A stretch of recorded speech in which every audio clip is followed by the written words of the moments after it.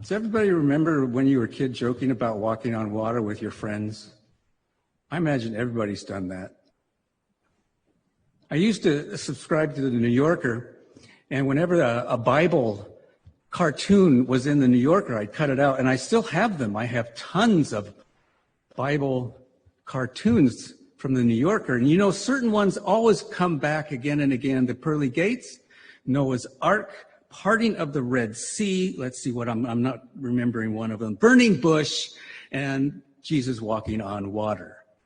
Cartoons are like Jesus winning the swimming race, Jesus able to pitch out of the water hazard because the ball doesn't sink either, and things like that. And of course, as a child, I hope you all did, imagine what it would be like to walk on water. But I never have been eager to preach about it. It's so well known and so lampooned that one is dared to come up with anything to say about Jesus walking on water. I think, as well known as it is, like with many things in the Bible, it is easily dismissed and not really read thoroughly. Remember that it is not simply meant to be telling us a fact, but it is supposed to be telling us something meaningful. Marcus Borg has said, and I've said this I think many times, that when we historicize a metaphor or a parable, we deplete it of its meaning. We also, when we read the Bible, we always are reading it with some kind of lens, and lenses are not bad. It's just important for us to recognize what lens we use. Lenses can narrow the scope and give a deeper clarity to things. So I'm going to tell you the lens I've been reading this story with is the lens of emotions and feelings. I came by this by having an insight when I looked at what we call the literary context of the story. That is simply the author of the gospel puts stories in order, and the order has meaning. And as Jim said, right before Jesus walking on water is the feeding of the 5,000. But before that is the death of John the Baptist. And of course, what I saw in that is grief. Before both of the stories of the feeding of the 5,000 and Jesus walking on the water, he's trying to get time off by himself. It doesn't work with the feeding of the 5,000. The crowd comes in, and then he sends his disciples all the way to the other side of the sea to get some time alone. So the next emotion that I see in the text is loneliness. Grief can feel very lonely. And I imagine that Jesus felt lonely. It reminds me of the passage also in Matthew, foxes have holes and birds have nests, but the Son of Man has nowhere to lay his head. Also, leaders are often lonely. And when they get lonely, sometimes they get irritated too. I see irritation. I believe Jesus was irritated with the disciples because they weren't giving him the time he needed, so he sent them to the other side of the lake. And the obvious emotion that everybody can see here is fear. The part about Peter is only in this gospel. Peter plays a special role in Matthew. Matthew calls him the rock, the founder of the church. It means that Matthew's community identifies with Peter. So when he's talking about Peter, Matthew is talking about his own community and the fear that is a part of his own community. Peter is ridiculed for not having enough faith. We know the line, "O ye of little faith, why did you doubt?" But when you look at the Greek, It's more, why didn't you trust more, instead of, oh, ye of little faith? And there is no doubt in the text. It simply says, why did you hesitate? Why didn't you trust more, and why did you hesitate? Seems a little less judgmental. And Peter is less a failure than one who is at least trying. And when he does begin to sink, he calls out to Jesus, demonstrating that even if he doesn't have enough trust, he is still devoted to Jesus. So I want to say, I see Peter having courage, inestimable courage, because he stepped out of the boat. No one else did. Grief and loneliness and irritation and fear and courage and devotion and trust and hesitation, all these emotions are part of the story, but you have to dig to find them. The fact of walking on water does not relate to our experience. It has become a joke. A joke, you say? Here's a joke. A rabbi, a bishop, and a Zen master were sitting in a boat in the middle of the lake, and the rabbi says, I think I'll go get some lunch, and he walks across the water to get to the shore. The Zen master agrees, I think I want lunch too, so he sets off and walks on the water to get to the other side of the shore. The bishop says, gee, if they can do it, I have to be able to do it. He gets out on the water and he sinks. On the other side of the shore, the rabbi says, maybe we should have told him about the steps submerged beneath the water. And the Zen master says, what steps? Jesus walking on water is readily dismissed and devoid of meaning because it couldn't happen. None of us have walked on water, I hope. And we know that there are no steps just below the surface. So what's the point? If anything, this story has become a euphemism, like that guy thinks he walks on water. And then I thought about this, and I thought, here we all are sitting in the same boat. I believe feeling many of the emotions that are in this story. With COVID-19 still lurking in our communities and in the world, we are all in the same boat. We all feel grief, I believe. I sent out an email a week ago about my friend in LA who's a grief counselor and how he's becoming consumed with people who have grief over this situation that we're in. I've heard many people say they miss being with family or the opportunity to go visit family, feeling anxiety about flying. Physical distance causes grief. How many are missing hugs? Anybody out there missing hugs? Yeah. I've missed people at the church, particularly the sound of children. This situation exacerbates my grief and accentuates feelings of loneliness and brokenness. I reckon that a lot of people during this time are feeling a little lonely, and I find that loneliness often triggers an existential dread. That we don't have clarity for what's going to happen in the next year, or even the next week.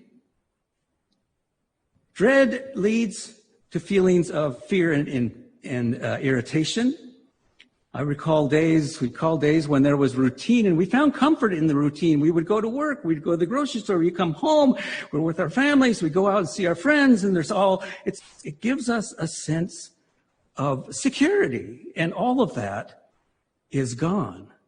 The insecurity that I sense people feeling about whether to go back to school or not is just very deep and hard. At the grocery store, we wheel around, make sure we get around people. You doing that? 6 feet away, and go down each aisle, and down each aisle there's the possibility of menace. Many are fearful and with good reason. Not only is there a possibility of getting sick for some people, the possibility is always there that they might lose their job, or there are people who are around us who can't pay the bills. And I listen and I read the paper, and I have this sense of desperation all around us. And even if it isn't us, then we are feeling dread because of somebody else. Or in some ways, that dread is like the aerosol in the virus. It is passed on to others, and the feeling is universalized. I think these feelings are affecting us in soulful ways, affecting our sense of identity and purpose. And then I look at the story again, and I think about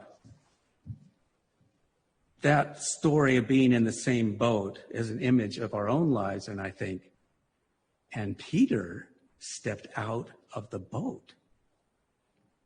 Peter, he's not a person of little faith and a failure like we've always interpreted this.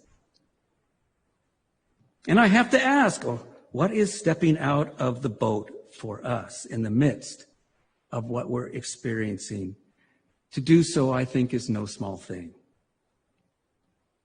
I imagine I've been going this way because of my own experience. Most people would not have noticed that prior to these two stories is the death of John the Baptist. Or if they noticed it, they would give it little account. My initial enduring visceral response to grief is to cower and isolate. But that's just not possible. At times for me, stepping out of the boat is taking the next step itself. Giving myself a little pep talk in my head. Sometimes counting helps. I imagine that Jesus gives himself a little pep talk too in his head before he has to go feed the 5,000 when he really wants to be alone, or when he sends the disciples on the other side of the lake, and still he has to come and tend to them. When one feels such things as grief and fear and depression and irritation, it's the hardest time to step out of the boat. One of my internal voices has been saying, I don't want to, I don't have to.